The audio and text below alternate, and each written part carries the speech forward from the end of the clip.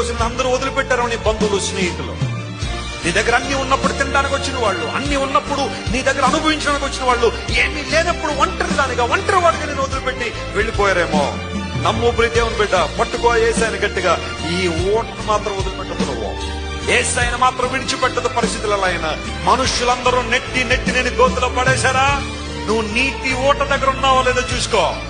దేవుడు నిన్నే ఒక రోజున ప్రపంచానికి ఎలా మారుస్తాడు. ఆయన దీవెనకరంగా ఎవరైతే నేను తృణీకరించారో వారే నీ పాదాల దగ్గరికి వస్తారని బైబిల్లో రాయబడింది. దేవుడు తీసుకొస్తాడు వాళ్ళని నీ దగ్గరికి. ఈ రోజు నిన్ను ఎవరైతే తిరస్కరిస్తున్నారో, ఎవరైతే నిన్ను కాదంటున్నారో, ఎవరైతే నిన్ను కాదని నెట్టేశారో పక్కకి, remember my friend, God is gonna exalt you in front of their lifes. వారి జీవితాల ముందే దేవుడిని హెచ్చించడానికి ఆయన ఎప్పుడు సిద్ధంగానే ఉన్నాడు.